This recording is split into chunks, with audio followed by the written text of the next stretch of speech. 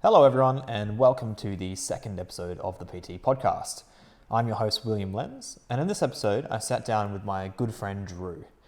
Drew's been a personal trainer for the better part of a year now, and although he's only got about that year's experience, he's continually impressed me with his thirst for knowledge and real drive for self-improvement.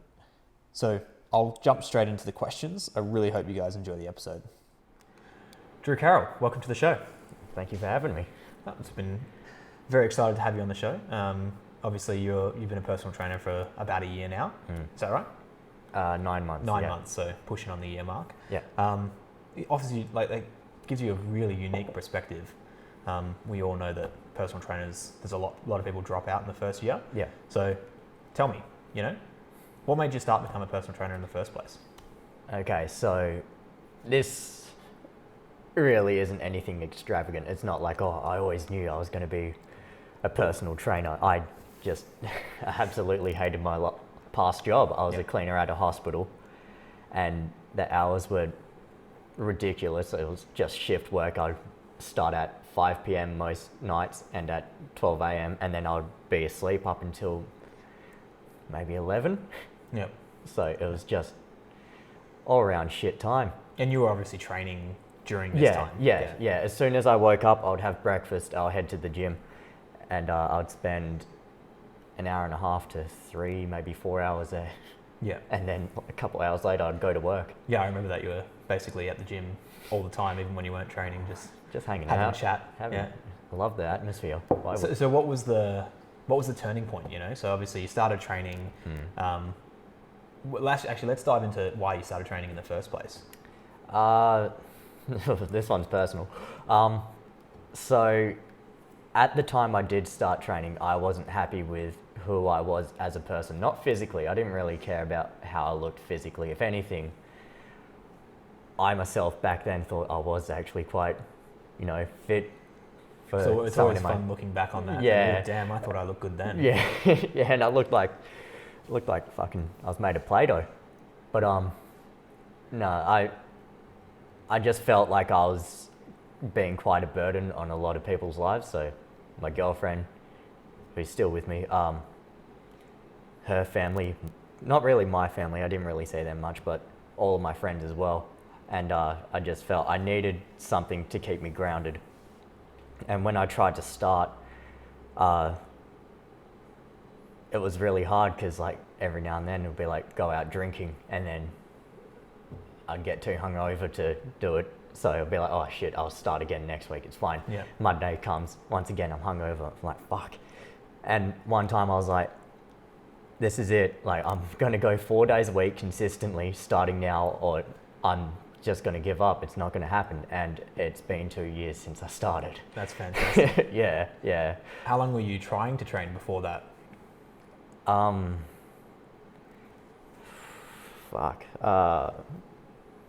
Good 4 months or so, I reckon. I think it's an important part to note on, obviously, because most people are exactly the same. Yeah. They have grand plans to go to the gym, whether it be New Year's resolution or something like that, and then life gets in the way. Life stops you from going sometimes. Life still gets in the way. But yeah, exactly. And this is a career for you now, and you still find the challenges with that. Oh, yeah. If anything, finding the time to train is a lot more of a challenge now than it was back then. I've got an excuse now. Yeah.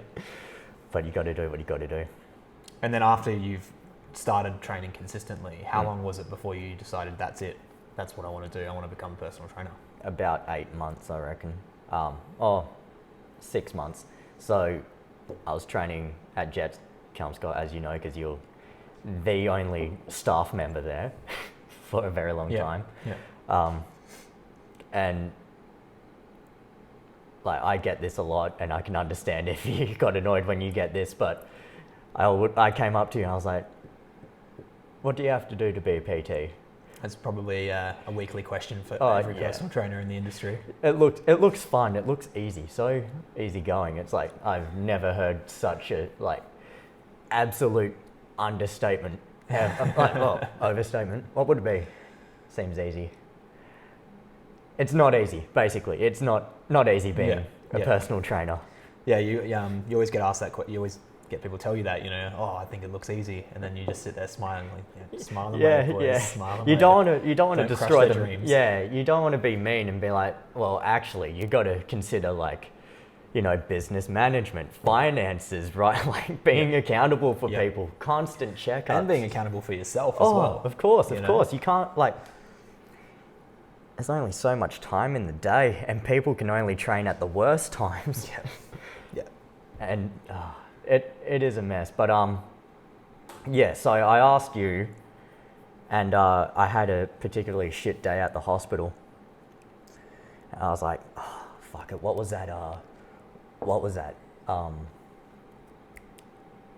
Place that Will recommended me to do my Cert 3 and Cert 4. I was looking it up. I was like, it was something college, and eventually I came across Fit College. So I was like, yeah, whatever, I'll inquire. And I talked to a guy called Shane Madden. I hope I'm pronouncing that right. Yep. But he just made me very comfortable about it. I was like, yeah, sign me up. At first I was going to do online, but I thought, judging by your advice and just how I learn as a person, it would be better for me to go part-time, just having that experience being in the classroom. Online's great, but obviously, in my opinion, it's obviously the connections you make in the industry, your lecturers, having those people, I had a lecturer, Dan England, didn't see him for 2 years afterwards, and now he's my coach again. Simply because he was my lecturer. I met some cool people in my class. So one of my good friends, Shannon, he does a lot of obstacle course racing. He's fantastic, 34, 35 at the moment, 2 kids. And he's achieved some amazing things. Like he's done the 24-hour enduro race twice now. Wow. Yeah, yeah. He's What's the 24-hour enduro race? I'm not 100% sure. It's really outside of my sport. Yeah. But basically, it's obstacle course racing, so it's like a long marathon. You got 24 hours to pretty much do as many laps as you can. Right. And last year... So it's a distance-based event, not a time event. Yeah. And last year, I was almost convinced that he wouldn't do it again, but he's a machine. Nothing can stop that man. It's amazing how addictive long distance running can be. You wouldn't think of it as an addictive sport, but I'm not touching it. I'm not touching it either. I mean, that's killer for gains. Yeah. But a lot of marathon runners, they start running and they can't stop running. Yeah. And I think that's because it's so meditative. You kind of zone out when you're running and you're in your own little world. Yeah, I know a lot of people that do it. I get a lot of people coming in just like wanting to train for like City to Surf or HBF, run for a reason. I get a lot of those people, and always wearing their blue shirts real proudly. Like, good on you. It's fantastic. Isn't it is. It's brilliant. I love them. I signed up with the City to Surf with my girlfriend when I first started training. Okay. And then it was raining and we quit and we didn't go. Yeah. And I've been staring at the shirt for about 4 years now. Too ashamed to wear it. I can't wear it. Yeah. She wore it. She gladly wore it. Yeah, but no, I couldn't wear it. Yeah. I wore it a couple of times and I just felt like I was lying to everyone. Yeah. Everyone that I saw. Couldn't look anyone in the eye. And so I'll get around to doing it eventually, and I might wear the shirt, but I'll be buying another shirt and getting rid of that one. I think it's something you got to go back to. It's unfinished business, man. Absolutely. Yeah. Absolutely. But yeah, I did meet some cool people going through Fit College, and it's kind of where I learned how to network. Not that I'm the best at networking, but I'll gladly talk to people who have similar visions to me because they're just easy to get along with. You understand each other. Yeah, absolutely. Especially in fitness, we're a very tight-knit community. So yeah, and Perth being such a small place, we just all know each other. Like, you mentioned a name, you're like, oh yeah, I've heard of that personal trainer. Yeah. And I want to get to that level as well, where it's like, oh, I train with Drew Carroll, and anyone will be like, oh yeah, I know him. But it's amazing. We were talking about it like a few weeks ago, how even now, been a personal trainer for 9 months, and people are starting to to know your name and know the people around you, and Yeah, you know, yeah. go to these powerlifting events. Like, oh yeah, I know Drew Carroll. Yeah. I was here last time. Yeah, funny story about that. At my novice competition in February earlier this year, we were looking at the screens at Ruchi's gym to see what flight we were in, and this guy was just standing there. I walked up beside him. I was looking there, and he turns to me. He's like, "Are you Drew Carroll?" I'm like, "Yeah, I am." And he's like, "Oh, I follow you on Instagram." And I know him. He's actually quite a cool guy. Dennis Fu, I believe is his name. Hope so. But he's really cool guy, really nice. Went to school with him apparently, but strong boy. And that's the beauty about the internet. As much as it's like sets unrealistic standards, and every day I look at it, I'm like, fuck, I'm never going to be able to lift that much. I'm never going to look that good. It still connects me with the people that do lift that much, that do lift. You can look that good. And a lot of people look at it like that, and they say, oh, you know, you shouldn't be setting unrealistic examples. But at the same time, I find it inspiring. Oh yeah. I see someone that's at a whole other level to me, and I don't get down about myself. I want to be there. Yeah. You know, I like knowing that that's possible. Yeah. I want to get there. So, I mean, you can look at it two ways. You can look at it as an unrealistic example, or you can look at it and think, holy crap, that's possible. Yeah. Yeah. Now I'm going to do it. 100%. I've got a few friends that are like real serious athletes, and people always trying to tear them down. It's always like, oh, you're using steroids, blah, blah, blah. But it, like, you can view these people in two ways. You can either be jealous of them or admire them. You can learn from them if you admire them. Absolutely. Why wouldn't you want to learn from some of the best people you know? One of my favorite quotes of all time is, it's very difficult to be angry and curious at the same time. Have you met a cat? Well, that's a good point. Yeah.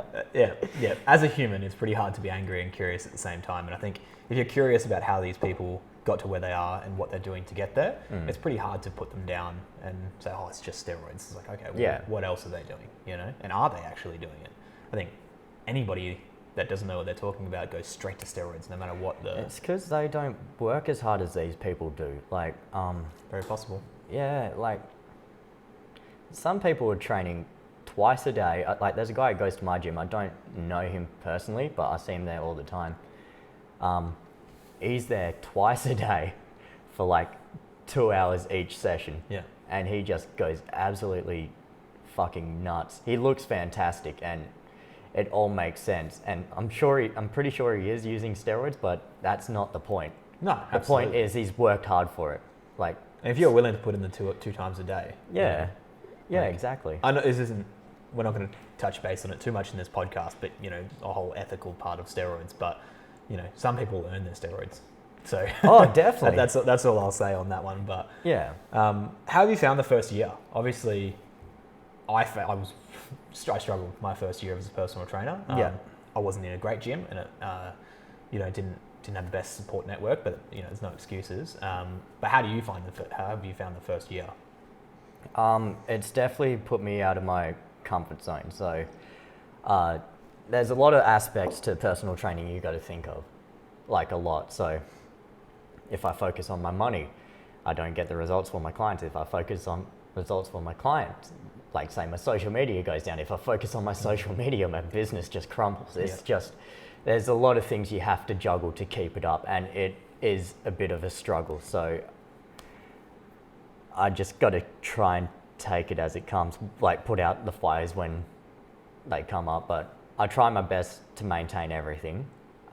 That's an analogy I've heard a lot from personal trainers, is putting out fires. Yeah, you know? One after the other. Yeah. It never stops. And just in business in general. Oh, yeah. You're a firefighter. Yeah. You have to put out all the fires that come your way, but at the same time, you love it. Oh, yeah. You love the heat. like, man, I spend 14 hours a day at a place I like to be. Like, I spent 3 hours at my last job, and I just wanted to end everything, you know? Yeah. But yeah, it is worth it. So I've got a client who I've been working with her for 3 months. She's already lost 10% of her body weight. She was 90, she's 81 kilos now. That's fantastic. Yeah, I was very proud. And like just the little things like that make every little bit of struggle that I went through leading up to that moment worth it. You know, it was really cool. Yeah, it's fantastic. What's the main thing you've had to sacrifice? To become a personal trainer? Time, 100% time. Time and energy. Yeah. So I find myself very tired towards the end of the day. It's not a whole lot I want to do, just watch movies and go to sleep, you know? Yeah. Even over the weekends, you don't really get that time to relax. There's too much you need to do. But yeah, I spend a lot less time with loved ones, but the time I do spend with them now is better quality. So instead of just sitting there, just not really talking to each other, we actually speak. We have conversation. We get closer on another level. So like as much as it is a sacrifice, it also worked out for the best. That's a really interesting insight, actually. Making you like think about what your relationships are like, and it actually improved your relationships by giving you something else to do. Yeah. It definitely did. I've been finding myself thinking back to when I was a kid, when you didn't have to work, and like, I got to be honest, this job is probably the closest feeling I get to that now. Yeah. I don't feel like I'm working. I don't wake up like, oh, I don't want to go. Since I started personal training, not once have I had that thought. I've woken up and been like, oh, I'm a little bit tired, but then you just have a coffee and you're good to go. Yeah. But it doesn't feel like I'm working, and it is true. Like, do something you love, you won't have to work a day in your life. Yeah, and I totally agree with that. I mean, the amount of times that when I'm doing other things, when it's over, I'm rushing home just to get home so I can sit down and do nothing. Yeah. But when I'm at the gym, it's when I finish with my last client, I stand there chatting to them for half an hour because I'm in no rush to leave the gym. It's it's a place that I feel at home. Oh yeah, yeah. It's a home away from home for me. Yeah. So, what's the best part about being a personal trainer in your perspective? Best part,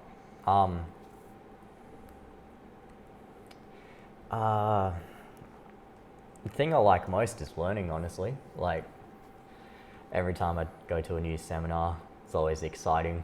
Like you learn something new and your mind gets blown, and it like contradicts something else you've learned. So you try it, see what works, and it turns. Usually both work for different people. Could you point to a certain thing that you learned that just altered your entire, or even just a seminar that you went to that altered your entire business or entire method?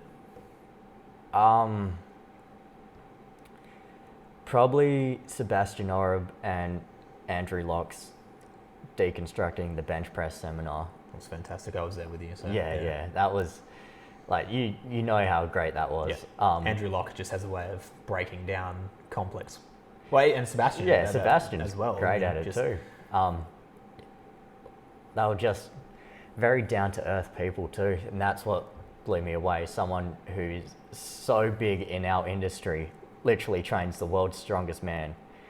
The other one is one of the world's best physiotherapists, and they were just really kind, and they know how to teach you. They understood their craft so well that they could break it down so you could understand it. And the expression I got from them was that they actually wanted to teach you as well. Yeah. Not just they were there to do a seminar. They wanted to help other personal trainers. They wanted to up the standard of training and coaching. I mean, like they learned from people who did similar things. So Sebastian learned a lot from Poliquin and Eric and Ernie Lillybridge. Andrew Locke talks a lot about Dr. Stuart McGill. Yeah. You know? These are also people that have changed the strength and physiotherapy industry in so many unbelievable ways. And not just training ordinary people. I mean, training the best of the best. Yeah, definitely. Athletes under the most pressure. Yeah. Literally the world's strongest man. Did you, this is a bit off topic, but on Sebastian's strength system online, he's got like a private Facebook group, which we had access to during the seminar. he was telling the story of how Thor got third in the most recent World's Strongest Man. Yep. So he had received an injury. I believe it was a rupture of the plantar fascia. Okay. Yep.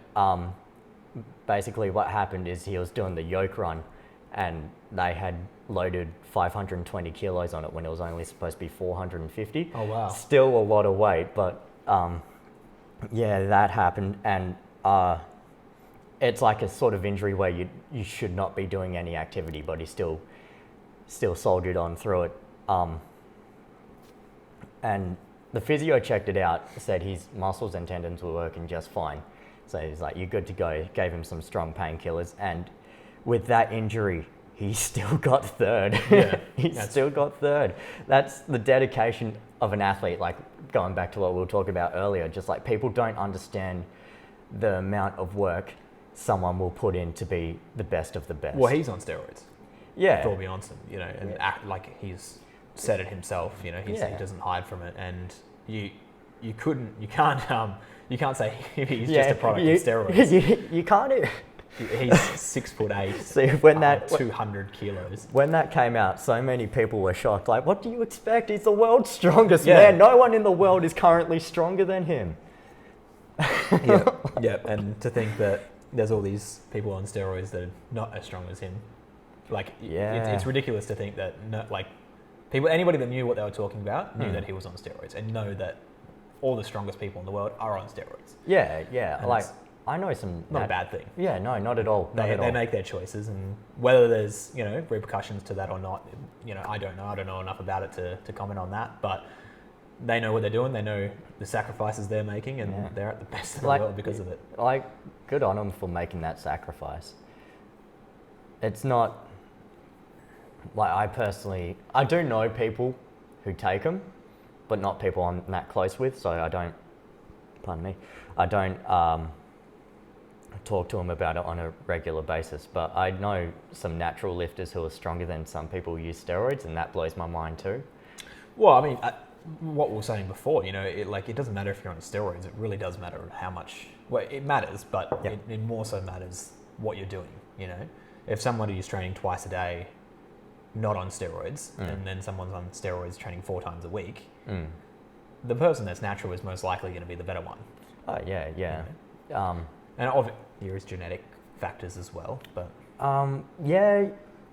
especially with bodybuilding, with strength, a little bit. When you get into that top tier level, but a lot of it. So, my friend Derek Butcher, he's a natural lifter, but he's been training since he was 11. He's 22 and one of the strongest people in the country, for his age group in his federation. He said himself he hasn't got good genetics. He just trained. He trained hard. He's eaten nothing but fucking chicken and sweet potato for the past 6 or so years.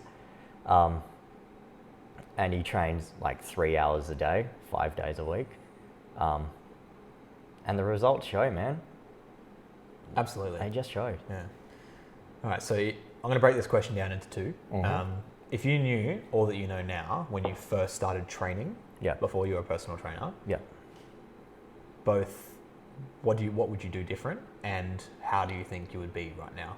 Okay, so I definitely would have started with a personal trainer. I think it was dumb to think I could do it on my own, because I tried and I got results, but that's literally what they call newbie gains. And imagine if I had someone talking me through that whole process, I reckon I'd be a lot stronger than where I am. A lot less injuries, not that I'm injured, but I definitely have some cracks and pops going on. I also think I probably would have competed in powerlifting a lot sooner. And I'd be a lot further along it than... I'll be where I want to be, I guess. I'm always wanting to be 5 steps ahead of myself. Yeah.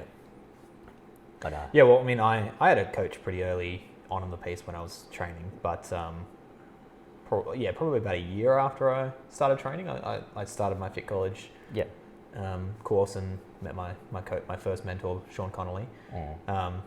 So I would totally agree with that statement. I think thinking that for some reason there's this mentality about training that you just go in and lift weights and it'll happen as long as you go. But that's the difference between training and exercise. If you come in and do the same thing every fucking day, you're exercising. You're not training. Yeah. If you go in without a purpose, if you go in without a purpose, you're exercising. Yeah. There's nothing wrong with that. Oh, of course not. Yeah. Of course not. But like, even if I was doing that, I'm an all or nothing type of guy. I need to do it properly, or else I won't do it at all. Yeah. And I think that holds me back a lot. I think you kind of need that as a personal trainer. Oh, yeah, definitely. Like, oof. But yeah, I just wish I did start with the coach. I think that would have been very beneficial. Yeah. Okay, one book that has changed your life more than anything else, whether it be fitness or anything else. I mean, the one that immediately comes to mind is probably either Richest Man in Babylon or Barefoot Investor. Oh, 2 in a row. Yeah. So Deke, in our last episode, said pointed Barefoot. to that book as well. Yeah. All right, I'll talk about Richest Man then. So it just put a lot of perspective on how to think about money. And a lot of the same principles in that book are shown in Barefoot. Barefoot, yeah. Slightly different, of course, but I don't know. It just made me a bit more conscious of how to handle my money. And I just love the way it was written too. So it wasn't like a step-by-step guide on how to deal with your money. It was a story. Not, yeah. It was a story, and that's what made it so intriguing. So Barefoot Investor is easy to read, but Richest Man in Babylon's fun to read. I love that, and I think I actually recommended that book to you. Yeah, I borrowed yours. But, I'm going to have to change this podcast to a finance podcast. Yeah. If the next person says Barefoot, then I'll have to buy him a coffee. But yeah, no, that's good. Yeah, well, that's in terms of, I don't know, so I get affected by fiction as well. I like a lot of fiction books. I've been really into my literature at the moment. In terms of what fiction book I like kind of affected me most, I'd have to say, and not for the reasons that it sounds, so A Clockwork Orange. You've said this book. It's a brilliant. I've not read this book. It is a brilliant book. It is not family friendly at all, but it's a brilliant book. In what way is it not family friendly? It's about like a group of misfits that go around, basically, just doing horrible things to people. Right. I'll put it that way. And the main guy goes to prison for accidentally murdering a woman. And in prison, they do some experiments on him, and they turn him into basically a pathetic mess. Thus, like a clockwork orange, like it doesn't work. Something natural like an orange won't work like a clockwork. That's where the title comes from. But the reason why that book affected me a lot is because it gave me perspective of how to challenge the English language, like how fucking meaningless words are. Like it's got its own language, like mixed into the English, and it makes sense in context, but they're just fucking, it's just all gibberish words, you know? Yeah, well, I mean, one of my probably favourite fiction book is 1984 by George Orwell. Yep. And that's obviously got its own language in there as well, which is Newspeak, sorry. Yeah. And I think the power of books, not like fiction or non-fiction, to change the way you think and better the way you think is amazing. I mean, that's probably been one of the biggest changes in my life. When I was in high school, I don't think I read a book until I was 19 years old. Really? Cover to cover, yeah. Jeez, okay. At least more than a picture book. Yeah. And then when I was 19 years old, I read my first book, and then I haven't stopped reading since. And it's genuinely changed the way I think about the world and how I learn as well. Yeah. You know, I can actually learn from reading now. Whereas if you gave me anything to read, I would not retain any of the information in the book. Yeah. but now, Yeah, I think it's something like the more you read, the more you pick up. So I got a friend who's really into her reading, and she's just one of the smartest people I've ever met. And she'll remember, like, you'll mention like half a title of a book, and she'll remember everything about it. It's very, very scary. But she's been reading since she was a little kid, I'm pretty sure. Yeah. But I wish I started reading earlier. I would. I'm not too fast. I'm not consistent with my reading. It's just, I enjoy it, but I won't force myself to be consistent with it. Well, by starting to read and learning how to read properly and actually how to not just read the words on the page, but break down the sentiment of a book and the real meaning behind a book, it's opened up different doors for online study and all those types of things. Like if I'm doing the precision nutrition course right now, which is a thick book. Yeah. If that was the first book I'd ever read, there's no way I would be able to do this online, and that's why I couldn't do an online fitness certification, because I would pick up this much of it, and there's not much to pick up in a Cert 3 and 4 anyway. So, so looking back at my Cert 3 and 4, I feel like I didn't learn much, but I know doing it I did. It's just more about structure. So that's something I make sure I gain from any seminar I go to or whatever, is that I understand how to break it down. So we're currently doing the Instagram acceleration run by Brendan from Perth Fit Fam. It's been fantastic so far. Oh, yeah. And I was going to make a post, but I wasn't too sure about it. So I ran it past him, and he helped me out through it. He helped me deconstruct it and how to understanding why this post would work. So I sent him a post. In it, he kept the same words that I used, same sentences, just changed it, like the order, so it told a narrative. Yeah. And it performed really, really well. And I was just blown away. I was like, "You're a fucking wizard. How do you do it?" And he just explained to me how to break it down, how to turn it into a story, how it leads into something else. So this post was the first post that I've started to pretty much, what's the word? I guess track my progress for my upcoming competition in September.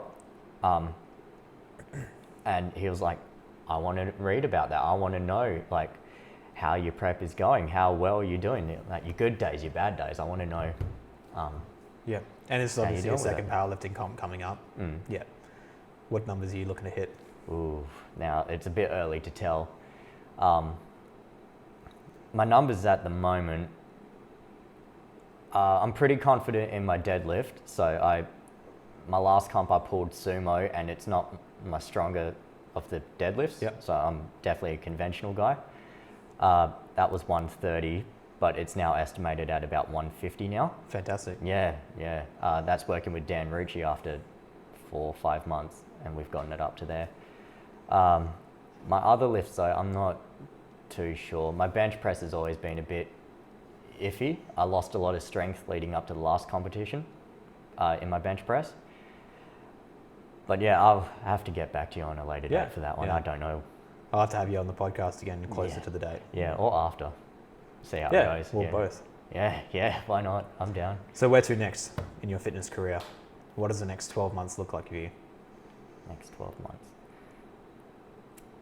I'm actually not sure if it's a great choice for my career to do this, but interesting start. Yeah. So I'm thinking of doing personal training on a cruise ship that goes around the world, just going away for 10 months, doing that with my girlfriend. Who's also becoming a personal trainer. Yeah, she's currently studying. She's almost done her Cert 4 now. But only if I'm guaranteed to be on the same boat as her. Otherwise, I'll just happily stay here and develop a business within Perth. I think sometimes, there's a big difference between things that are good for your career and things that are good for your life. Yeah. And I feel like there's a lot of connections between the two. So generally, if you do something that's good for your business, you improve some aspect of your life. Yeah. And if you improve some aspect of your life, you improve most aspects of your business. Yeah. I was actually looking into doing that when I first became a personal trainer, Yeah. and I regret not doing it because I think that I don't know what it would be like, but I can imagine it would be a really incredible experience. Yeah, I mean, you get to travel around the world. That's the thing that really stands out to me is like being so busy, being a personal trainer. If you plan a holiday, you're not getting paid while you're doing that. Yeah, like exactly. Your income just stops while you're gone, so you kind of iffy about going long term. But yeah, and obviously I'm not in a position at the moment where that would make sense for me, but I think it would have been a really good growing experience for me. Oh yeah, definitely. I definitely am interested in doing it, and life experience, and then I come back rejuvenated, really. I was always pulled out of school throughout my entire schooling career to travel. My parents loved traveling, and I missed a lot of school because of it, and probably didn't help me in my schooling years get along with my teachers or anything like that. But I think in the end, it was actually probably what made me as a person. I reckon you'd learn more traveling than you would at school. It depends what you want to, like, obviously if you want to be an academic, then probably not. Yeah. I'm not an academic. I've come to terms with that. You're more academic than I am, so you're fine. I can play the role, but yeah. I got the personality, but yeah, like, not the background. It's all bullshit that I'm spouting. Exactly. Hang off every word I say. So that's the next 12 months. Obviously, maybe that's a possible outcome. What about 10 years? 10 years. 10 years. Brendan explained this to me the best. So I'm still in my first year. He's like, for the first 2 years, you're going to be a beginner. After that, you're not. Within 5 years, you'll be known around Perth as a PT. And then in 10 years, you'll be the OG, the OG, his words. And so 10 years from now, that's pretty much my goal, is to be the OG. Probably, I'd like to be working out of a boutique gym by then, so probably powerlifting specific. I'm happy training people through things other than powerlifting, but it's probably what I have. That's what you're passionate about. Yeah, definitely. And it's the area that you want to be an expert in. So getting your hands on people that are doing powerlifting is going to be a great experience for you. Yeah, 100%. I just enjoy the way powerlifters train. I think it's, if done correctly, is really healthy for the body. But something that you said that I think is also important is you've got to have a bit of cardio in there too. You need that heart health as well. I personally won't ever do that. I probably won't give that to anyone, but I do think it's important. Yeah. In terms of the best way to train. But cardio is anything over 6 reps, right? Oh, yeah, yeah. You mean 3?